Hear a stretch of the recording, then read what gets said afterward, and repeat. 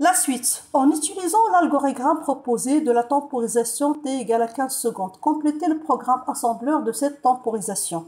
Donc, on vous propose déjà un autre organigramme, l'organigramme qui réalise le sous-programme de la temporisation. Je peux remarquer ici qu'on a utilisé la solution avec 3 boucles, c'est-à-dire qu'on va utiliser 3 variables, compte 3, compte 2, compte 1, qu'on va remplir avec des valeurs N3, N2, N1, que vous pouvez utiliser en binaire, en décimal, en hexadécimal.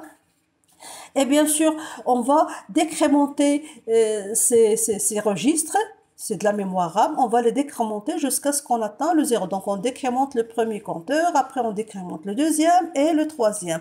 La totalité des cycles qui vont nous permettre de décrémenter les 3 registres, ça va donner un temps.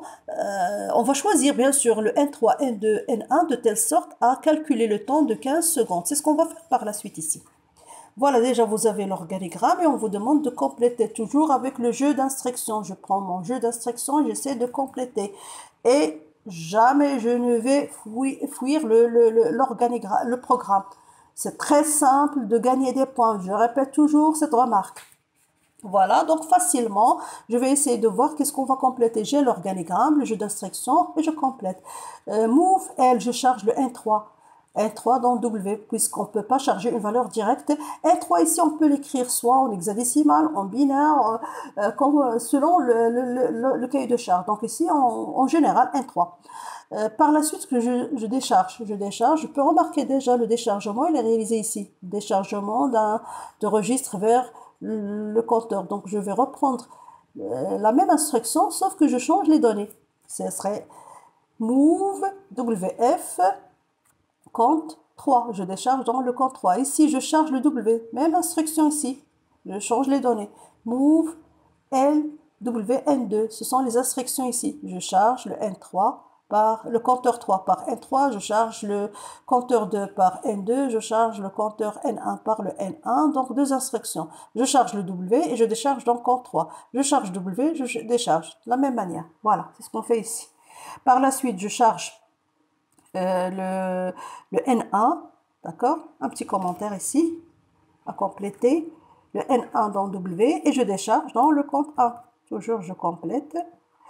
La suite, la décrémentation. Première décrémentation, on va décrémenter le compteur 1.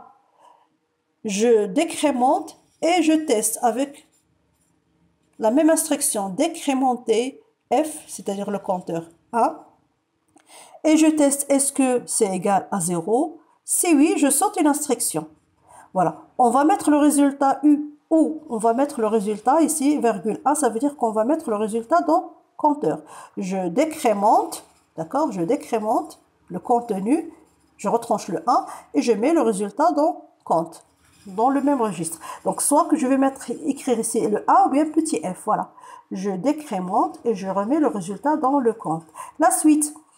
Le test, lorsqu'on va tester, soit que c'est oui ou bien non. Si la réponse est non, qu'est-ce qu'on va faire? Je reviens vers une autre décrémentation.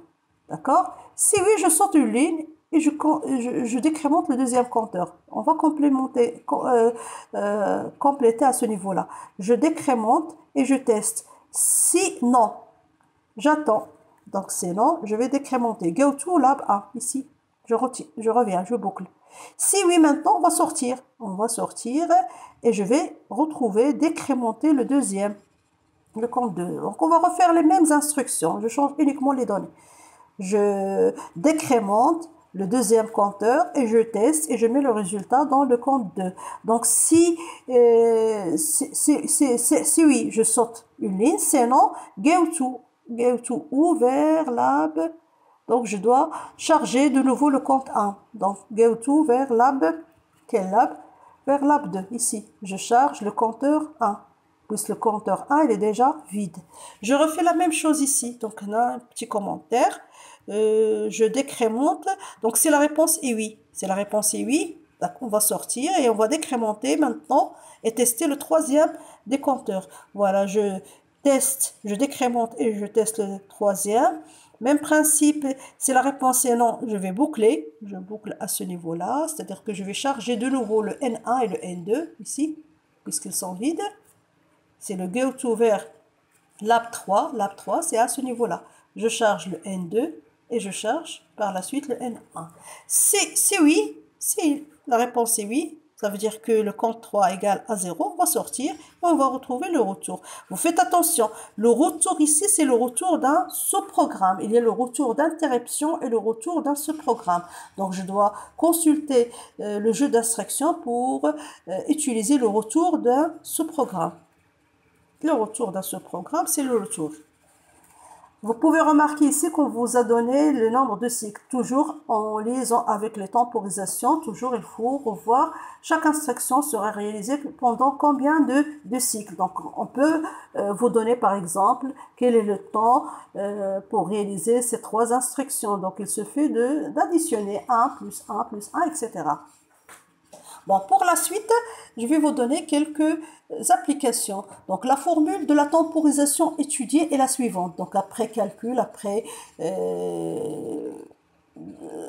avoir sommé les différentes valeurs les différents cycles, on a retrouvé la formule suivante. Donc, à respecter la formule proposée, la temporisation qui est égale à cette valeur, 8 plus n3 moins 1, facteur de 7 plus n2 moins 1, facteur de 4 plus 3n1, et le tout multiplié par t cycles.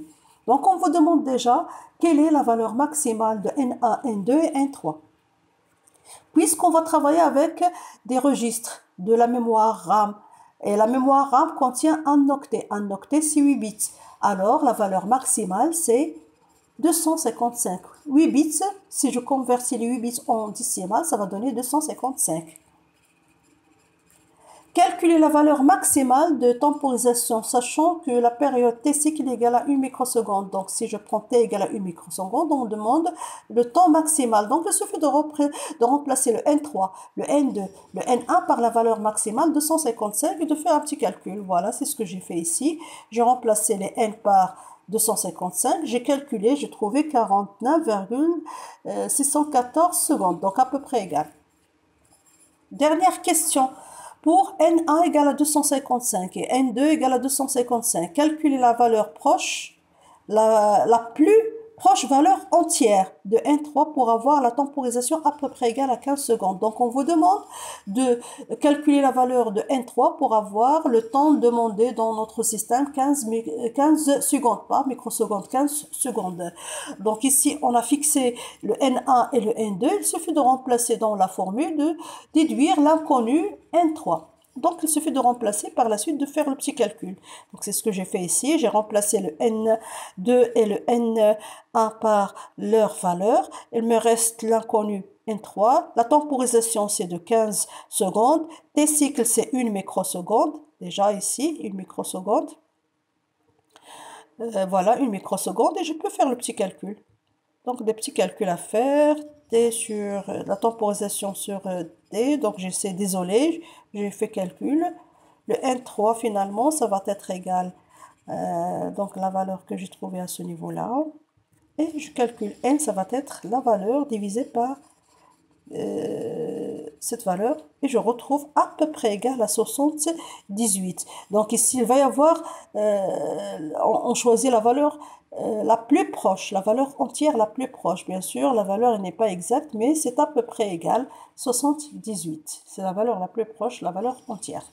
Et voilà, c'est terminé pour ce système. Donc, pour le deuxième système, bien pour la vidéo suivante, je vais essayer d'entamer un autre système, l'analyse fonctionnelle interne, externe interne, et aussi la partie acquérir. Et à bientôt. Vous allez retrouver toujours le fichier PDF de système, toujours.